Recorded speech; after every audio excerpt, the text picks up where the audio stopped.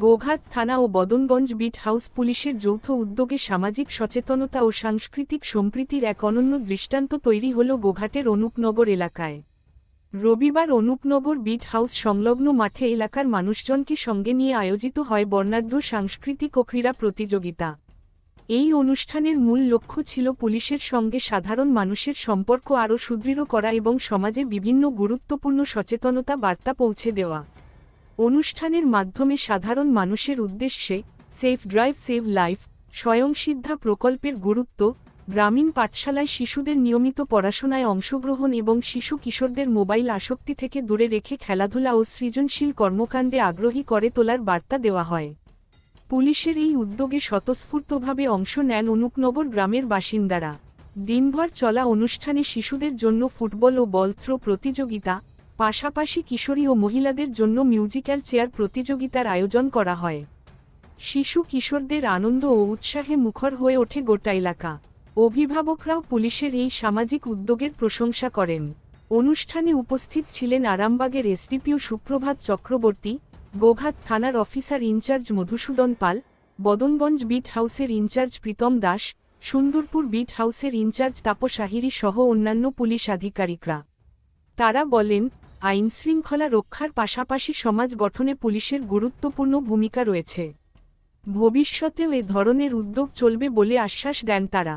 চলুন ঘটনাটি বিস্তারিতভাবে দেখে নেওয়া যাক বাংলার আওয়াজ আরামবাগের পর্দায়। হুগলি জেলার গোঘাট থানার অন্তর্গত একদম শেষ প্রান্তে, যেখানে একদিকে মেদিনীপুর এবং একদিকে হুগলি যে শেষ প্রান্ত, এই এলাকায় এসে জনসংখ্যা প্রচারে এসেছে পুলিশ। কি বলবেন?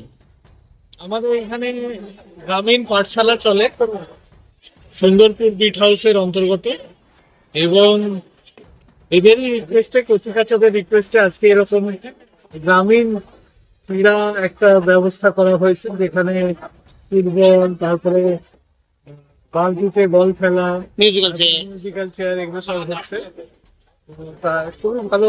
এখানে এই যে মানুষজনের স্বতঃস্ফূর্ত চাহিদা বলে আপনি কি মনে করছেন, কি দেখছেন? ওই বাচ্চাদেরকে আমরা সকলকে চিনি মোটামুটি, এরা আমাদের ওই পাঠশালাতে পড়তে আসে। আচ্ছা, তো তারা সেগুলো তাদের কোনো দেখবেন কোনো ভীতি নেই, কোনো জড়তা নেই, তারা স্বতঃস্ফূর্ত ভাবে পার্টিসিপেট করছে। তো এই প্রচার কি চলতেই থাকবে লাগাতার? ভালো জিনিস একটা, এটা আজকে যেরকম স্বতঃস্ফূর্ত একটা আমরা সাড়া পেলাম, এটা এদেরই চাহিদা ছিল যে এরকম একটা করা হয়, খুব ভালো। সাধারণ মানুষের কেমন সাড়া বুঝছেন? আপনারা তো দেখছেন প্রচুর মানুষ এখানে এসছে। Thank you sir. খেলাধুলা করতে এসেছি। পুলিশকে দেখে ভয় লাগছে না? না। এখানে বিট হাউসে পড়তে যাই। আর খেলাধুলা করতে যাই বিট হাউসে। তোমার নাম? রাকিবুল খান। লাগে খুব ভালো লাগে, পুলিশের কাজগুলো আমাদের ভালো লাগে। খুব ভালো লাগছে এইভাবে বলে যে বাচ্চাদের হ্যাঁ আসছিল, এমনি খেলাধুলাতে আসেনি। খেলাধুলাতে আসেনি এমনি? আচ্ছা আচ্ছা আচ্ছা। এরকম কি চাইছেন এরা পরবর্তী দিনে যেন হয়? আপনাদের যে ছেলেমেয়েরা এই পাশে যে বিট হাউসে পড়াশোনা করতে যায়, তাতে আপনারা কি বলবেন? না, যেতে বলবো পড়াশোনা করতে।